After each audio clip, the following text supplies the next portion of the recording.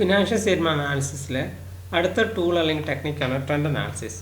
അപ്പോൾ ട്രെൻഡ് അനാലിസിസിൽ നമ്മൾ ഡാറ്റ തമ്മിൽ കമ്പയർ ചെയ്യാണ് ചെയ്യുന്നത്. അതായത് നമുക്ക് ഒരു സീരീസ് ഡാറ്റ നമുക്ക് തരും. അത് 2010 to 2015 വരെയുള്ള ഡാറ്റ തരും. അപ്പോൾ ഈ ഡാറ്റയിൽ ഉണ്ടാകുന്ന ചേഞ്ച് എത്രത്തോളം ഉണ്ടെന്ന് നമ്മൾ കണ്ടുപിടിക്കാൻ വേണ്ടിയിട്ടാണ് ട്രെൻഡ് അനാലിസിസ് യൂസ് ചെയ്യുന്നത്. ഒരു എക്സാമ്പിൾ എടുക്കുന്ന ഒരു പർട്ടിക്കുലർ കമ്പനി അവരുടെ കയ്യിൽ ബാലൻസ് ഷീറ്റ് ഉണ്ട്. 2010ലെയും 2011ലെയും ബാലൻസ് ഷീറ്റാണ്. അപ്പം ഈ 2010ൽ നിന്ന് 2011 ഈ ബാലൻസ് ഷീറ്റിൽ എന്തൊക്കെ ചേഞ്ച് സംഭവിച്ചിട്ടുണ്ട്, വാല്യൂസിലൊക്കെ എത്രത്തോളം ചേഞ്ച് വന്നു, അത് കണ്ടുപിടിക്കാൻ വേണ്ടിയിട്ടാണ് നമ്മൾ ട്രെൻഡ് അനാലിസിസ് യൂസ് ചെയ്യുന്നത്. സോ നമ്മളിവിടെ പാസ്റ്റ് ഡാറ്റ അതേപോലെ തന്നെ ഒരു പർട്ടിക്കുലർ പീരീഡിലെ ഡാറ്റയായിട്ട് നമ്മൾ കമ്പയർ ചെയ്യാണ് ചെയ്യുന്നത്. അപ്പോൾ നമുക്കിവിടെ ഒരു ബേസ് ഇയർ വേണം. ആ ബേസ് ഇയറിൻ്റെ ബേസിലായിരിക്കും നമ്മൾ പാസ്റ്റ് ഡാറ്റ നമ്മൾ കമ്പയർ ചെയ്യുന്നത്. അപ്പോൾ ജനറലി തന്നിരിക്കുന്ന വർഷങ്ങളിലെ ഫസ്റ്റ് ഇയറിനെ നമ്മൾ ബേസ് ഇയർ ആയിട്ട് എടുക്കും. ഇപ്പോൾ 2010 to 2015 ഡാറ്റ നമ്മുടെ കൈവശമുണ്ട്. ഇപ്പോൾ 2010 ആയിരിക്കും നമ്മുടെ ബേസ് ഇയർ.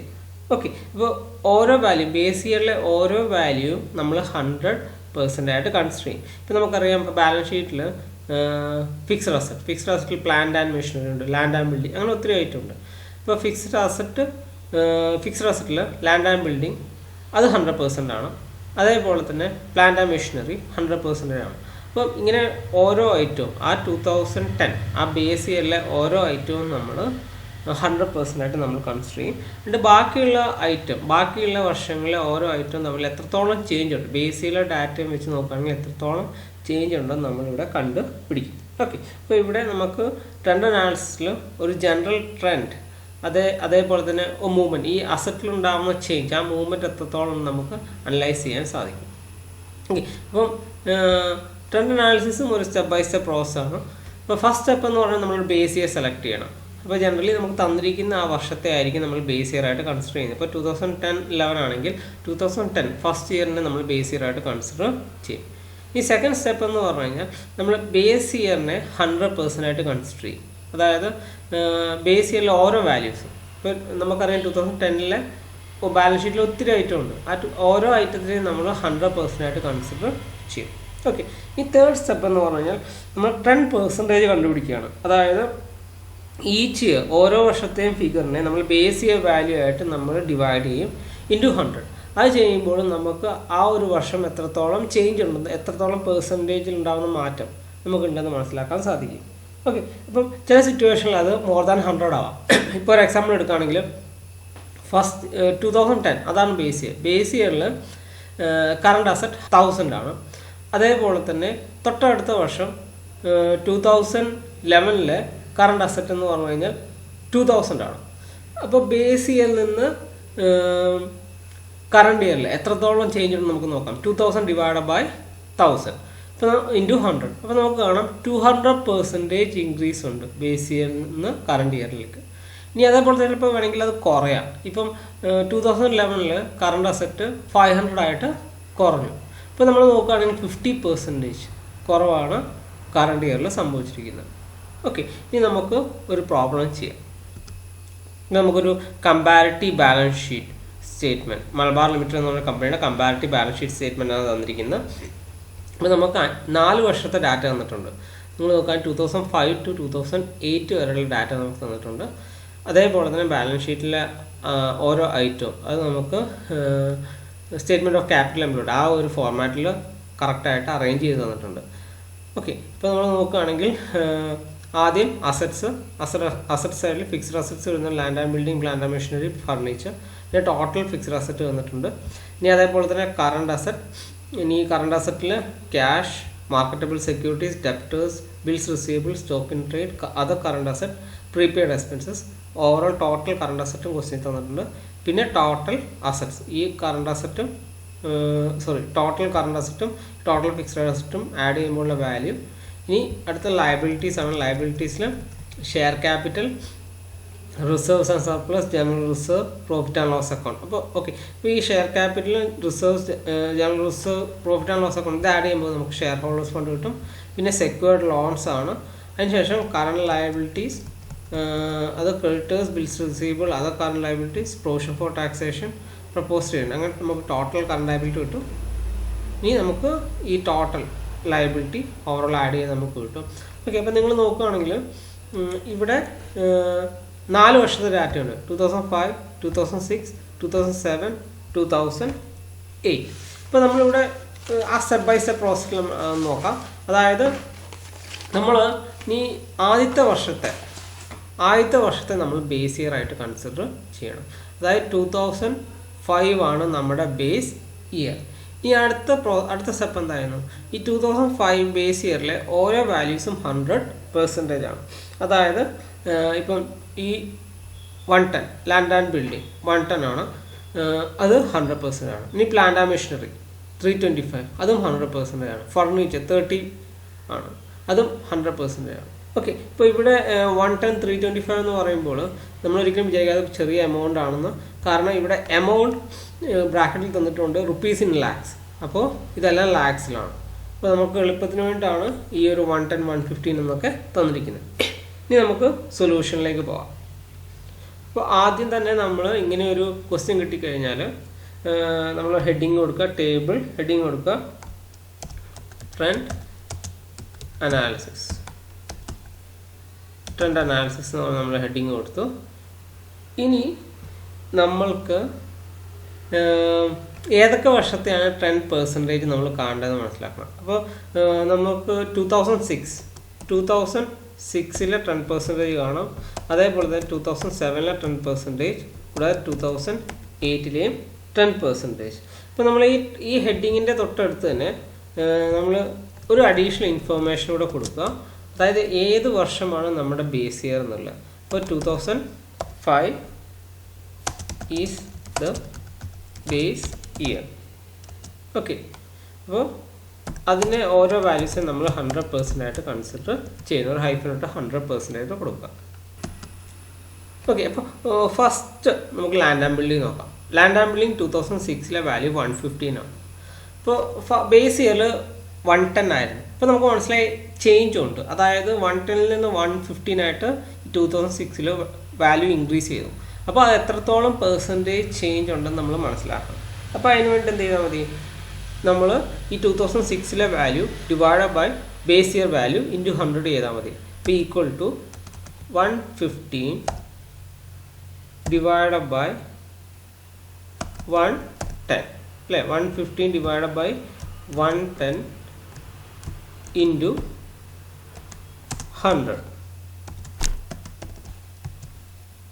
ഓക്കെ, നമുക്ക് 105 അല്ലേ, 105% ആണ് നമുക്ക് മനസ്സിലായി. അതായത് ബേസ് ഇയറിൽ 100% ആയിരുന്നു.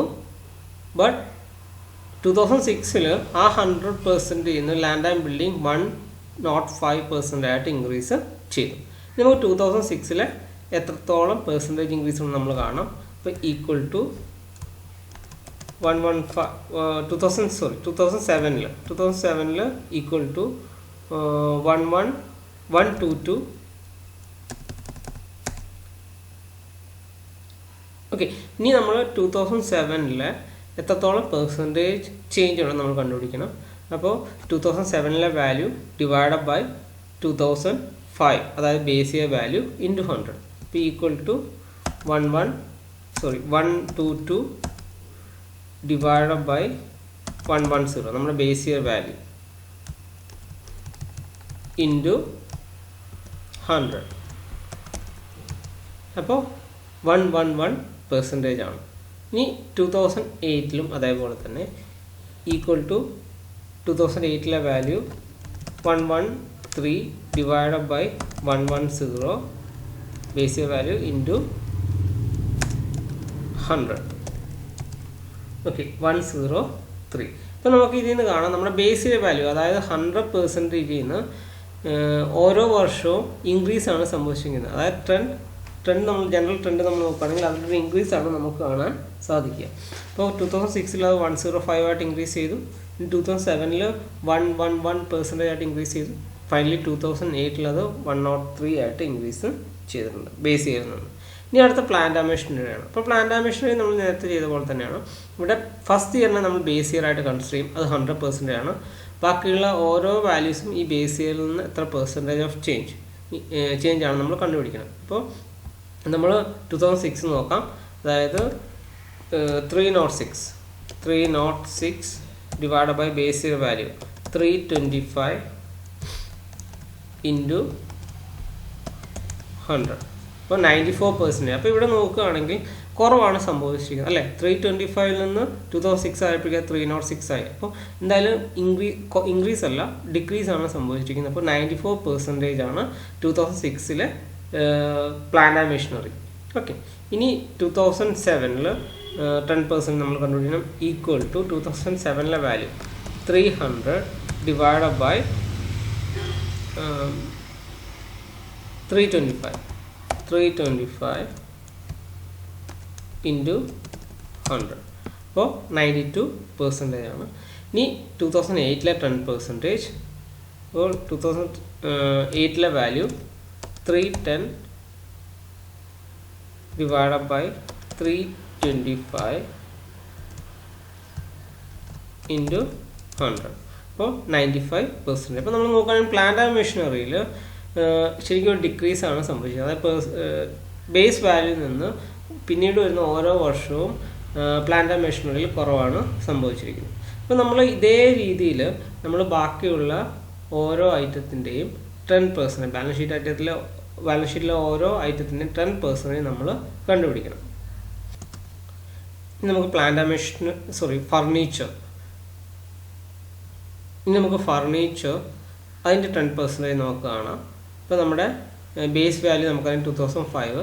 അതേപോലെ തന്നെ ഫസ്റ്റ് നമ്മൾ 2006 10% കാണാം.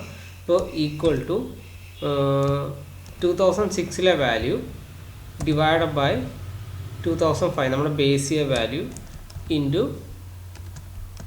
100. ഓക്കെ, അപ്പോൾ നമുക്ക് 117% ആണ് നമുക്ക് മനസ്സിലായി. ഇനി അടുത്തത് 2007 10% equal to 2007 value divided by base year value into 100. Okay, ഇപ്പോൾ 120% ആണ് 2007. നമ്മൾ 2008 വാല്യൂ കണ്ടുപിടിക്കണം. 10% കണ്ടുപിടിക്കണം. അപ്പം നേരത്തെ ചെയ്ത പോലെ തന്നെ വാല്യൂ അവിടെ എൻ്റർ ചെയ്യുക. 2008 വാല്യൂ 32 ആണ്. 32 divided by base year value 30 into 100. Okay, ഇങ്ങനെ നമ്മൾ ഓരോ വർഷത്തെയും നമ്മൾ 10% നമ്മൾ കാണും. അപ്പോൾ നമുക്ക് ചെയ്യേണ്ട ഇത്രയേ ഉള്ളൂ. ബേസ് ഇയർ വാല്യൂ അതേപോലെ തന്നെ ബാക്കിയുള്ള വാല്യൂസ് നമുക്കറിയാം. അപ്പോൾ ഏത് വർഷത്തെയാണോ 10% കണ്ടുപിടിക്കേണ്ടത് ആ വാല്യൂ ഡിവൈഡ് ബൈ നമ്മുടെ ബേസ് ഇയർ വാല്യൂ ഇൻറ്റു 100 ചെയ്താൽ മതി. ഈ ഒരു പ്രോബ്ലം നമുക്ക് സോൾവ് ചെയ്യുമ്പോൾ നമുക്ക് ഇങ്ങനെ ഒരു ടേബിളായിരിക്കും നമുക്ക് കിട്ടുക. ഓരോ വർഷത്തെയും 10% എന്ന് പറഞ്ഞു കഴിഞ്ഞാൽ. അപ്പോൾ നിങ്ങൾ നോക്കുകയാണെങ്കിൽ ടോട്ടൽ ഫിക്സ്ഡ് അസറ്റ് അത് ഫസ്റ്റ് ഇയറിൽ ബേസ് ഇയറിൽ 465 ആയിരുന്നു. ബട്ട് 2006 ആയപ്പോഴേക്കും അത് 456 കുറഞ്ഞു. അതായത് 100% ഇന്ന് താഴേക്ക് പോവുകയാണ് ചെയ്യുക. 98% ആണ് 2007 അത് 98% തന്നെയാണ് 2008 അത് 98% ആണ്. ഇനി അടുത്ത ഐറ്റം കറണ്ട് അസറ്റ്. അതിൽ ക്യാഷാണ്. ഫസ്റ്റ് ഇയറിൽ അത് ബേസ് ഇയറിൽ 8 ആയിരുന്നു. പിന്നീട് 25, 40, 50 ആയിട്ട് ഇൻക്രീസ് ചെയ്തു. അപ്പോൾ നമുക്ക് കാണാം എന്തായാലും ഒരു ഇൻക്രീസ് സംഭവിച്ചിട്ടുണ്ട്. അപ്പോൾ എത്ര % ഇൻക്രീസ് ആണോ ഉള്ളത് നമുക്ക് നോക്കാം. അപ്പോൾ അത് ഫസ്റ്റ് ഇയറിൽ 2006 അത് 313% ഇൻക്രീസ് ചെയ്തു. 2007 അത് 500% ഇൻക്രീസ് ചെയ്തു. 2008 ക്യാഷ് 625% ഇൻക്രീസ് ചെയ്തു. പിന്നെ മാർക്കറ്റബിൾ സെക്യൂരിറ്റീസ് ഫസ്റ്റ് ഇയറിൽ 32 ആയിരുന്നു. സെക്കൻഡ് ഇയറിൽ 20, 30, 16. അതായത് 32 നിന്ന് ഈ മാർക്കറ്റബിൾ സെക്യൂരിറ്റീസ് കുറയാണ് ചെയ്തിട്ടുള്ളത്. അത് നമ്മൾ 10% കാണുമ്പോൾ 2006 അത് 63% കുറയാണ് ചെയ്ത്. 2007 ബേസിൽ നിന്ന് 94% ആയിട്ട് കുറഞ്ഞു. പിന്നെ 2008 അത് 50% ആയിട്ട് കുറഞ്ഞിട്ടുണ്ട്. പിന്നെ ഡെപ്റ്റേഴ്സ് ആണ്. ഡെപ്റ്റേഴ്സ് ഫസ്റ്റ് ബേസ് ഇയറിൽ അത് 144 ആയിരുന്നു. പിന്നെ അത് 168 ഇൻക്രീസ് ചെയ്തു. പിന്നെ അത് കുറഞ്ഞു. 140 നിന്ന് 125 ആയിട്ട് കുറഞ്ഞു. പിന്നെ അത് 130 ആയിട്ട് കുറഞ്ഞു. നിങ്ങൾ നോക്കുകയാണെങ്കിൽ ഫസ്റ്റ് ഇയറിൽ 2006 മാത്രം ഒരു ഇൻക്രീസ് ഉണ്ട്. 111% ആയിട്ട് ഇൻക്രീസ് ചെയ്തു. ബട്ട് 2007 2008 അത് ഈ ഡെപ്റ്റേഴ്സ് കുറയാണ് ചെയ്ത്. പിന്നെ ബിൽസ് റിസീവബിൾസ് ആണ്. ബിൽസ് റിസീവബിൾസ് നമ്മൾ നോക്കുകയാണെങ്കിൽ ഫസ്റ്റ് ഇയറിൽ 40 ആയിരുന്നു. സെക്കൻഡ് ഇയറിൽ 48 ആയി. പിന്നെ 52, 62. അതായത് ബിൽസ് റിസീവബിൾ ഒരു ഇൻക്രീസ് ഉണ്ട്. അപ്പോൾ സ്വാഭാവികമായിട്ട് എല്ലാ വാല്യൂസും 100% മുകളിലായിരിക്കും. ഇപ്പോൾ നമ്മൾ നോക്കുകയാണെങ്കിൽ 2006 10% എന്ന് പറഞ്ഞു കഴിഞ്ഞാൽ 120 ആയിട്ട് ഇൻക്രീസ് ചെയ്തു. 2007 അത് 130 ആയി, 2008 അത് 155 ആയി. പിന്നെ നമ്മൾ സ്റ്റോക്ക് ഇൻ ട്രേഡ് ഫസ്റ്റ് ഇയറിൽ നിന്ന് സെക്കൻഡ് ഇയറിൽ ആ വാല്യൂ കുറഞ്ഞു, ബട്ട് തേർഡ് ഇയറിൽ സ്റ്റോക്ക് കൂടുകയാണ് ചെയ്ത്. അതേപോലെ 2008 ലാസ്റ്റ് ഇയറിൽ സ്റ്റോക്ക് കൂടിയിട്ടുണ്ട്. അപ്പോൾ നമ്മൾ നോക്കുകയാണെങ്കിൽ ഫസ്റ്റ് ഇയറിൽ മാത്രം ഒരു ഡിക്രീസ് ആണ്, 100% അത് 79% ആയിട്ട് കുറഞ്ഞു. ബട്ട് സെക്കൻഡ് ഇയറിൽ അത് 195% ആയിട്ട് ഇൻക്രീസ് ചെയ്തു, ആൻഡ് തേർഡ് ഇയറിൽ അത് 138% ആയിട്ട് ഇൻക്രീസ് ചെയ്തു. ഓക്കെ, ഇനി അടുത്ത അത് കറണ്ട് അസറ്റ്സ്. അപ്പോൾ നമ്മൾ ഫസ്റ്റ് ഇയറിൽ 30 ആയിരുന്നു, ബട്ട് സെക്കൻഡ് ഇയറിൽ 4 ആയി, കുറഞ്ഞു. തേർഡ് ഇയറിലും അത് കുറഞ്ഞു, 4 തന്നെയായി. ലാസ്റ്റ് ഇയറിലും അത് 30 തന്നെയായിട്ട് മാറി. ഇപ്പോൾ നമ്മൾ നോക്കുകയാണെങ്കിൽ ഫസ്റ്റ് ഇയറിൽ 2006 അത് 13%, 100% 13% ആയിട്ട് കുറഞ്ഞു. 2007 അത് 13% തന്നെയാണ്, ബട്ട് 2008 അത് 100% ആയിട്ട് മാറി. ഇനി prepaid expenses. Prepaid expense first ഇയറിൽ നിന്ന് ബാക്കി ഓരോ വർഷവും കുറവാണ് നമുക്ക് കാണാൻ സാധിക്കുക. അതായത് 5, 12 and 9. അപ്പോൾ അതിന് മനസ്സിലാക്കേണ്ട ബേസ് ഇയറിലും അതിനനുസരിച്ച് ചേഞ്ച് ഉണ്ടാവും. ബേസ് ഇയറിലല്ല, ട്രെൻഡ് അനാലിസിസിൽ അതിനനുസരിച്ച് ചേഞ്ച് ഉണ്ടാവും. അപ്പോൾ നമ്മൾ നോക്കുമ്പോൾ 2006 അത് 36 ആയി, 2007 അത് 86% ആയിട്ട് മാറി, 2008 അത് 64% ആയി. ഇനി നമ്മൾ ടോട്ടൽ കറണ്ട് അസറ്റ് നോക്കാം. അപ്പോൾ ബേസ് ഇയറിൽ നിന്ന് ഫസ്റ്റ് ഇയറിൽ വാല്യൂ കുറയാണ് ചെയ്തിട്ടുള്ളത്, ബട്ട് സെക്കൻഡ് ഇയറിലും തേർഡ് ഇയറിലും ബേസിൽ നിന്ന് വാല്യൂ ഇൻക്രീസ് ചെയ്തു. അപ്പോൾ ഫസ്റ്റ് ഇയറിലെ വാല്യൂ അത് 94% ആയി, 100% 94% ആയിട്ട് കുറഞ്ഞു.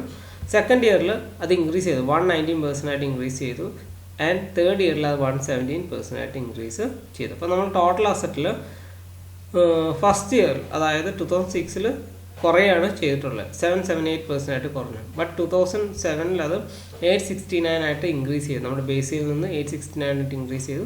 2008 അത് ബേസിൽ നിന്ന് ഇൻക്രീസ് ആണ് സംഭവിച്ചിരിക്കുന്നത്. അപ്പോൾ നമ്മൾ നോക്കുമ്പോൾ 2006 അതായത് ഫസ്റ്റ് ഇയറിൽ ബേസ് ഇയറായിട്ട് കമ്പയർ ചെയ്യുമ്പോൾ 100% 97% ആയിട്ട് കുറയാണ് ചെയ്തത്. 2007 അത് 109% ആയിട്ട് ഇൻക്രീസ് ചെയ്തു ബേസിൽ നിന്ന് നോക്കുമ്പോൾ. അതുപോലെ തന്നെ 2008 അത് 107% ആയിട്ട് ഇൻക്രീസ് ചെയ്തു. ഓക്കെ, ഇനി നമുക്ക് ലയബിലിറ്റി സൈഡിൽ 10% നോക്കാം. അപ്പോൾ ഫസ്റ്റ് ഷെയർ ക്യാപിറ്റലാണ് തന്നിരിക്കുന്നത്. ഷെയർ ക്യാപിറ്റൽ എല്ലാ വർഷവും 200% തന്നെയാണ്. അപ്പോൾ അത് തന്നെ നമുക്ക് മനസ്സിലാക്കാം 10% യാതൊരു ചേഞ്ചും ഇല്ല, അത് 100% ആയിട്ടായിട്ട് നിൽക്കുന്നത്. ഇനി അടുത്ത റിസർവ്സ് ആൻഡ് സർപ്ലസ് ആണ്. അപ്പോൾ ഫസ്റ്റ് ഇയർ അത് 80 ആയിരുന്നു, സെക്കൻഡ് ഇയറിൽ 70 ആയിട്ട് കുറഞ്ഞു, ദെൻ തേർഡ് ഇയറിൽ 70 ആയിട്ട് കുറഞ്ഞു, ഫോർത്ത് ഇയറിൽ അത് 48 ആയിട്ട് കുറയാണ് ചെയ്തത്. അപ്പോൾ നമുക്കറിയാം 10%, 100% ഈ വാല്യൂസ് എല്ലാം കുറഞ്ഞു. അപ്പോൾ നമുക്ക് 2006 10% റിസർവ്സ് ആൻഡ് സർപ്ലസിന് 10% എന്ന് പറഞ്ഞു കഴിഞ്ഞാൽ 88% ആണ്. 2007 അത് 88%, 2008 അത് 60% ആയിട്ട് കുറഞ്ഞു. ഇനി ജനറൽ റിസർവ് ഫസ്റ്റ് ഇയറിൽ അത് 42, ബേസ് ഇയറിൽ 42, ദെൻ 2006 അത് 42, 2007 അത് കുറഞ്ഞു, 40 ആയിട്ട് കുറഞ്ഞു, ബട്ട് 2008 അത് പിന്നെ 42 ആയിട്ട് മാറി. അപ്പം നമ്മൾ നോക്കുമ്പോൾ 2006 ബേസ് ഇയർ ആയിട്ട് കമ്പയർ അത് 100% ആയിട്ട് നിൽക്കുന്നു, ബട്ട് 2007 അത് കുറഞ്ഞു, 95% ആയിട്ട് കുറഞ്ഞു, 2008 അത് 100% ആയിട്ട് തന്നെ മാറി. ഇനി പ്രോഫിറ്റ് ആൻഡ് ലോസ് അക്കൗണ്ട് അത് ഫസ്റ്റ് ഇയറിൽ 60 ആയിരുന്നു, ബട്ട് ബാക്കിയുള്ള ഓരോ വർഷം കുറയാണ് ചെയ്തത്. അപ്പോൾ അതിൽ നമുക്ക് മനസ്സിലാക്കാം 10%-ൽ നിന്ന് കുറവ്, അതായത് 100% ഡിക്രീസ് വന്നിട്ടുണ്ട്. ഇപ്പോൾ ഫസ്റ്റ് ഇയർ അത് 83% ആയിട്ട് മാറി, 2007 അത് 67%, 2008 അത് 75% ആയിട്ട് മാറി. ഈ ഷെയർ ഹോൾഡേഴ്സ് ഫണ്ടിലും ഡിക്രീസ് ആണുള്ളത്, അതായത് ബേസ് ഇയറിൽ നിന്ന് ബാക്കി ഓരോ വർഷവും കുറവാണ് സംഭവിച്ചിരിക്കുന്നത്. ഇപ്പോൾ നമ്മൾ നോക്കുകയാണെങ്കിൽ ഫസ്റ്റ് ഇയറിൽ അത് 2006 362, അതായത് 382 നിന്ന് 362 ആയിട്ട് കുറഞ്ഞു, അതായത് 95% ആയിട്ട് ഡിക്രീസ് ചെയ്തു. 2007 അത് 92% ആയിട്ട് ഡിക്രീസ് ചെയ്തു, ആൻഡ് 2008 അതും 88% ആയി. ഈ സെക്യൂർഡ് ലോണിൽ അത് ഒരു ഇൻക്രീസ് ഉണ്ട്, അതായത് ഫസ്റ്റ് 2 വർഷം ഒരേ ലെവലായിട്ട് ഒരേ വാല്യൂ തന്നെയായിരുന്നു, ബട്ട് സെക്കൻഡ് ആൻഡ് തേർഡ് ഇയറിൽ അതായത് 2007 2008 അത് 270 ആയിട്ട് ഇൻക്രീസ് ചെയ്തു. അപ്പോൾ ഫസ്റ്റ് ഇയറിൽ അത് 100% ആയിരുന്നു 2006, ബട്ട് 2007 അത് 180% ആയിട്ട് ഇൻക്രീസ് ചെയ്തു, അതായത് 150 നിന്ന് 270 ആയിട്ട് ഇൻക്രീസ് ചെയ്തുകൊണ്ട് തന്നെ 2007 അത് 180 ആയിട്ട് ഇൻക്രീസ് ചെയ്തു, 2008 അത് 180 ആയിട്ട് ഇൻക്രീസ് ചെയ്തു. നമുക്ക് കറണ്ട് ലയബിലിറ്റി നോക്കാം. ഇപ്പോൾ ക്രെഡിറ്റേഴ്സ് ഫസ്റ്റ് ഇയറിൽ അത് 150 ആയിരുന്നു ബേസ് ഇയറിൽ, പിന്നീട് 2006 160 ആയിട്ട് ഇൻക്രീസ് ചെയ്തു, ബട്ട് 2007 ആൻഡ് 2008 അത് ഡിക്രീസ് ചെയ്യാണ് ചെയ്തത്. ഓക്കെ, ഇപ്പോൾ ഫസ്റ്റ് ഇയറിൽ 2006 അത് 107% ആയിട്ട് മാറി, അതായത് 100% 107% ആയിട്ട് ഇൻക്രീസ് ചെയ്തു, ബട്ട് 2007 ആൻഡ് 2008 ഡിക്രീസ് ആണ് ഉള്ളത്, 10% ഡിക്രീസ് ആണുള്ളത്. ഈ ബിൽസ് പേയബിളിൽ ഫസ്റ്റ് ഇയറിൽ അത് 9 ആയിരുന്നു ബേസ് ഇയറിൽ, പിന്നീട് 6, 14, 8. ഇപ്പോൾ നമ്മൾ നോക്കുകയാണെങ്കിൽ 2006 10% 67% ആയിട്ട് മാറി, 2008 അത് ഇൻക്രീസ് ഉണ്ട്, 9% നിന്ന് 14 ആയിട്ട് ഇൻക്രീസ് ചെയ്തുകൊണ്ട് തന്നെ 10% 156% ആയിട്ട് ഇൻക്രീസ് ചെയ്തു. ബട്ട് 2008 ഡിക്രീസ് ആണുള്ളത്, അതായത് 9 8 ആയിട്ട് കുറഞ്ഞു. അപ്പോൾ 89% ആണ് 2008 10%. അതർ കറണ്ട് ലയബിലിറ്റി 6 നിന്ന് ബാക്കി ഓരോ വർഷവും കുറയാണ് ചെയ്തിട്ടുള്ളത്. ഇപ്പോൾ ഫസ്റ്റ് ഇയറിൽ അത് 83% ആയിട്ട് കുറഞ്ഞു, സെക്കൻഡ് ഇയറിൽ 50% ആയി, ആൻഡ് തേർഡ് ഇയറിൽ അത് 83% ആയി. ഇനി പ്രൊവിഷൻ ഫോർ ടാക്സേഷനും അതും കുറയാണ് ചെയ്തിട്ടുള്ളത്. അപ്പോൾ അതിനനുസരിച്ച് 2006 73% ആയിട്ട് മാറി, 2007 65% ആൻഡ് 2008 68%. ഇനി പ്രപ്പോസ് ഡിവിഡൻഡ് എല്ലാ വർഷവും ഒരേ വാല്യൂ തന്നെയായിരുന്നു, അതുകൊണ്ട് തന്നെ 100% ആയിട്ട് കോൺസ്റ്റന്റ് ആയിട്ട് നിൽക്കുകയാണ്. ഇനി ടോട്ടൽ കറണ്ട് ലയബിലിറ്റി നമ്മൾ നോക്കുകയാണെങ്കിൽ 2005 277 ആയിരുന്നു, ബട്ട് ബാക്കി ഓരോ വർഷം അതിൽ നിന്ന് കുറയാണ് ചെയ്തിട്ടുള്ളത്. അപ്പോൾ നമ്മൾ നോക്കുമ്പോൾ 2006 അത് 96% ആയിട്ട് കുറഞ്ഞു, 2007 90% ആയി, അതേപോലെ തന്നെ 2008 അത് 91% ആയി. നമ്മൾ ടോട്ടൽ ലയബിലിറ്റി നമ്മൾ നോക്കുമ്പോൾ ഫസ്റ്റിൽ 809 ആയിരുന്നു, സെക്കൻഡ് ഇയറിൽ 778, പിന്നെ 2007 ആയപ്പോഴേക്കും അത് ഇൻക്രീസ് ചെയ്തു, 869 ആയിട്ട് ഇൻക്രീസ് ചെയ്തു, ആൻഡ് ഫൈനലി 2008 അത് 857 ആയിട്ട് ഇൻക്രീസ് ചെയ്തു. അപ്പോൾ നമുക്ക് 2006 കുറവാണെങ്കിലും 96% ആയിട്ട് കുറഞ്ഞെങ്കിലും ബാക്കി ഓരോ വർഷവും അത് ഇൻക്രീസ് ചെയ്യുകയാണ് ചെയ്തത്. അപ്പോൾ ഇത്രയേ ഉള്ളൂ. അപ്പോൾ ട്രെൻഡ് അനാലിസിസിൽ നമ്മളൊരു ബേസ് ഇയറിനെ സെലക്ട് ചെയ്യും, നമുക്ക് തന്നിരിക്കുന്ന ആദ്യത്തെ വർഷമായിരിക്കും നമ്മൾ ബേസ് ഇയർ. ആ ബേസ് ഇയറിൽ നിന്ന് ബാക്കിയുള്ള ഓരോ വർഷവും എത്രത്തോളം പെർസെൻറ്റേജ് ഓഫ് ഇൻക്രീസ് അല്ലെങ്കിൽ ഡിക്രീസ് ഉണ്ടെന്ന് നമ്മൾ കണ്ടുപിടിക്കുകയാണ് ചെയ്യുന്നത്. അപ്പോൾ ഇതിൽ നിന്നും നമുക്ക് ഒരു ജനറൽ ഐഡിയ കിട്ടും, കമ്പനിയുടെ ഓരോ ഐറ്റത്തിനും ഓരോ വർഷം എത്രത്തോളം ഇൻക്രീസ് ആണ് ഡിക്രീസ് ആണോ ഉള്ളതെന്ന് നമുക്ക് മനസ്സിലാക്കാൻ സാധിക്കും.